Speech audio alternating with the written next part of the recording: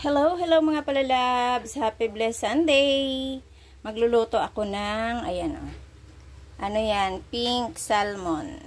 Ulo yan ng pink salmon.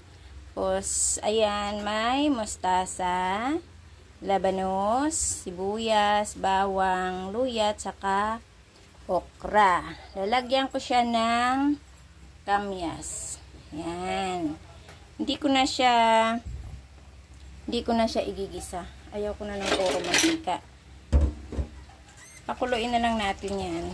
Tapos, lagyan na natin tubig yan. Nalagay natin ang luya, sibuyas, yan. Tapos bawang. Wala nang gisa-gisa kasi yung ulo na yan ng isda ay mataba yun, mamantika din siya. Pero hindi naman hindi naman siya bad. Ayun. Sasalang na muna natin siya.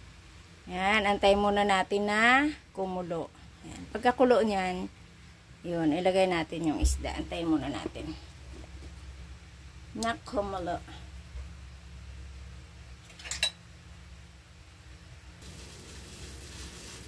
Mukulo na siya, durugin natin yung kanyang kamyas.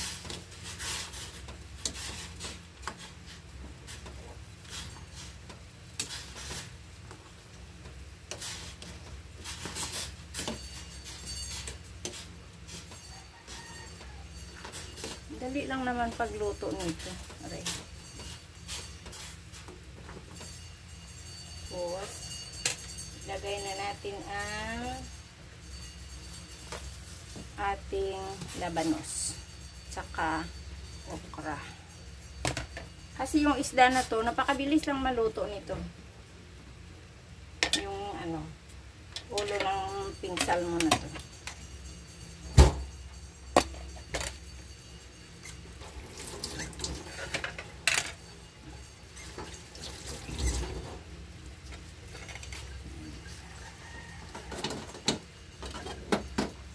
Takipan muna natin siya. Ayan guys, nagpakulo muna ako ng tubig kasi pakuluan ko muna ito siya. Ayan. Para pagpatong mamaya natin doon sa gulay, madali lang siya. At saka ito kasi pagkakulo, isang kulo lang siya para matanggal lang yung lansa. Ayan.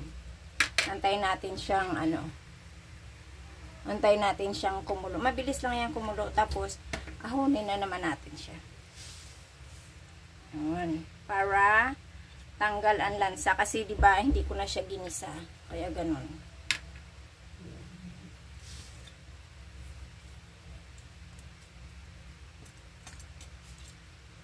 Ito pwede rin na siya, kahit yung pinakulo ko kanina, mayroon ng luya, pero mas maganda rin siya na ganyan.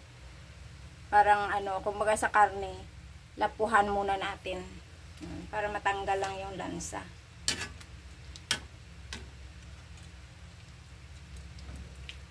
Yung iba kasi, pwede rin na lagyan mo siya ng tanlad, mabango siya pag may tanglad.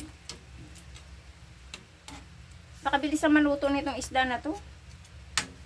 Ito yung tawag sa iba niya, Norwegian salmon.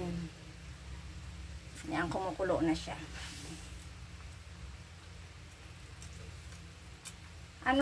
Pati tinik niya kasi malambot. Yan ang Norwegian salmon. Yan, huwag na matanggal na kaagad yung niya.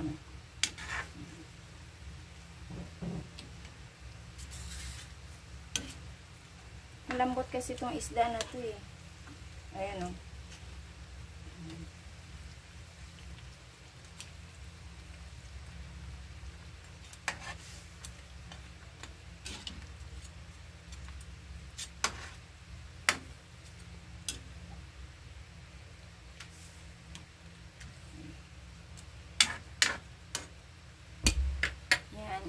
Okay, di ba kumulo na siya? O, tatanggalin ko na siya.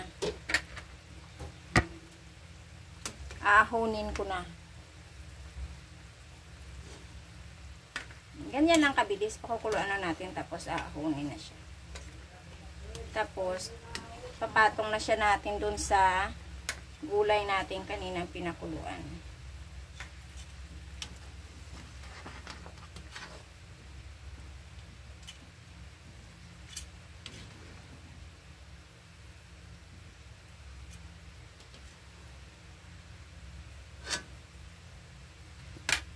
Tatapon na natin.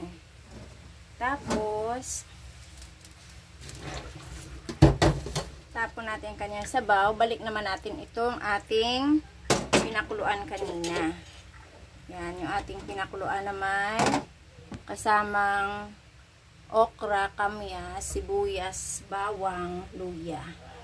Yun, antayin naman natin yan na kumulo. Tsaka, ilagay na natin yung gulay natin na mustasa. Okay, ayan, luto na ating okra tsaka labanos. Ngayon, lalagay na natin itong ating, lalagay ko na yung mustasa. Ano, mayroon pang hindi pala naputol.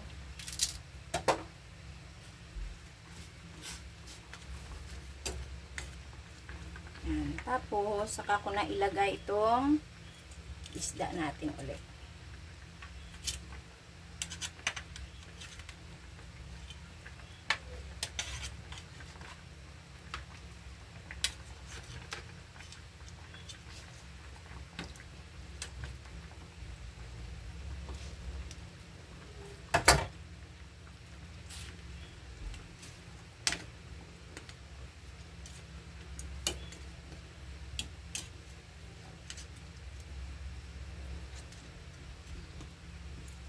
Hindi natin siya pwede haluin kasi madudulo na siya.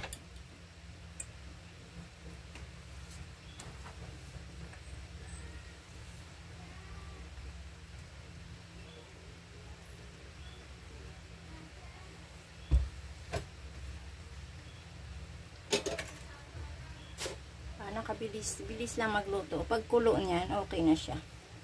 Magmumukbang na tayo. Kaso lang, wala pa pala akong sinaing. Magsasaing muna tayo. Kasi, ang mga chikiting patrol ko, nasa layasan na naman sila. Kaya, nag-only one na naman ako dito sa bahay. Kaya tikman natin yung alasan. Kasi hindi na ako naglagay ng ng pang-asim.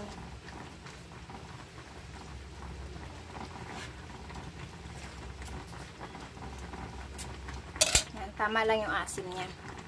Okay, mga palalabs, kumulo na siya. Okay lang yung asim niya sa kamyas. Hindi na ako naglagay ng pang-asim na powder or ano. Yan. Kaya tama lang talaga na mas maganda talaga pag yung organic yung mo. Natural na pang-asim. Yan. Okay na yan. Patayin na natin. Saka magsasaing na muna si ako. Okay, thank you very much mga palangga ko. Maraming salamat. God bless, happy blessed Sunday. Enjoy your day. Bye. Love you all.